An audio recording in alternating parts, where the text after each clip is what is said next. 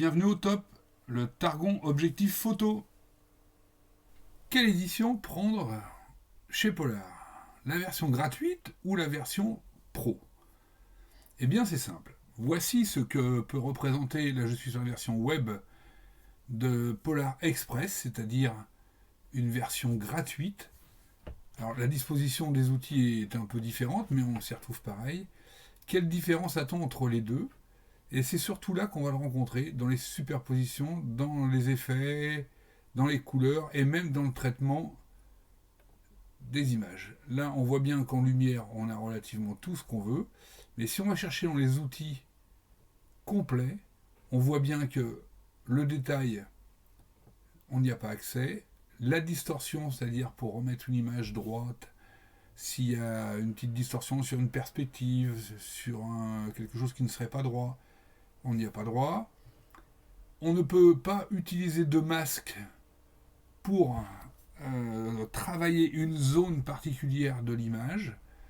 Donc c'est un peu dommage, c'est-à-dire que du coup on a accès à travailler l'image que sur des modules qui prennent l'image en entier et pas sur une zone. On pourrait très bien dire je vais sélectionner que la partie du ciel pour travailler dessus ou retravailler dans le bas de l'image. Ça c'est impossible avec les versions express. Les superpositions, là c'est pour superposer des calques. Alors bon, là ce sont des effets mais qui peuvent parfois être intéressants puisqu'on peut superposer des nuages sur un ciel qui en manquerait par exemple. C'est assez discret et bien fait. Certes c'est un peu du trucage mais c'est une petite exploitation qui est pas mal. Voilà, donc c'est pas énorme les différences mais elles sont importantes. On ne peut pas retoucher une image par rapport à la couleur. Imaginons que ce serait une autre image avec des fleurs, ce serait pas possible. Si on prend d'autres images, si je prends tous les fichiers et que je prends celle-ci par exemple, alors là c'est une RAW. Déjà en version express, on peut voir que mon image, il apprend traité. C'est-à-dire que là c'est la version JPEG du RAW qui apparaît en noir et blanc. J'ai pris cette photo en noir et blanc, alors que la photo RAW, dans la version Pro, apparaît bien en couleur, et donc on traite bien directement le RAW comme il faut. Donc impossible de traiter du RAW non plus, aussi avec le JPEG. Dans la version RAW, mais parapluie en couleur, j'aurais pu sélectionner avec la version Pro des couleurs. Voilà, si on se met là, j'aurais pu sélectionner les couleurs, le rouge pour le parapluie et travailler que sur le rouge du parapluie. Ce n'est pas possible avec la version express. On le voit bien ici sur les possibilités. Sur les calques, le ciel, etc., c'est dans la version pro. Vous voyez, on peut ajouter. Là, par exemple, j'ai un ciel où il n'y a rien, ce qui est normal, mais je pourrais très bien ajouter un peu de nuages pour faire un ciel foncé. Bon, certes, c'est un peu trucage, mais après tout, ça fait partie du monde moderne, pourquoi pas. À chacun de le faire ou de ne pas le faire. On n'est pas obligé, évidemment. Voilà. Bon, les détails, voilà, on peut pas travailler avec le côté pro, on peut pas travailler sur la clarté. Alors la clarté, ça vous permet de mettre un peu plus, ou de, vous voyez, l'image est un peu plus floue. C'est une forme de contraste, mais bien plus précis que le contraste. On peut pas aiguiser, là, tous ces trucs-là, je sais pas si on voit la nuance, là, par exemple, dans le bâtiment, entre les fenêtres et le fond foncé.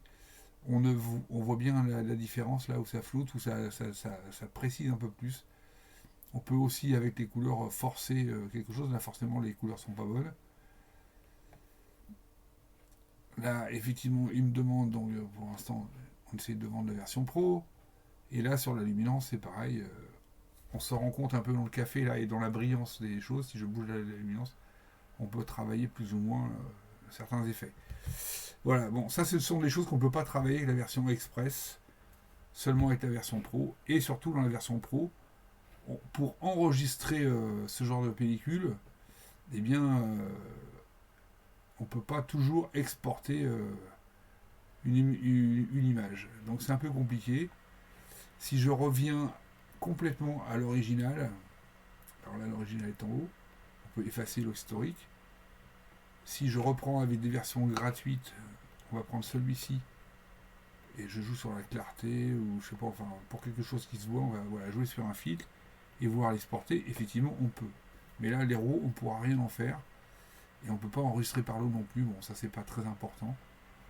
On peut mettre du filigrane quand même, on peut mettre des métadonnées. Mais voilà, c'est limité, ce qui est normal, parce que la version gratuite ne peut pas être équivalente à la version payante. Encore une fois, avec un prix assez réduit, donc 22 € pour l'année. Bon, je ne suis pas payé par Polar pour vous le dire ça, mais voilà, je dis qu'il y a un moment donné, il y a des gens qui travaillent dans un domaine, c'est bien de payer aussi, et c'est pas important sur le budget pour une année, puisque ça revient, si on paye mensuellement, ce qui est possible, à 2,20 € par mois. Voilà. Alors, bon travail, bon choix, et à bientôt.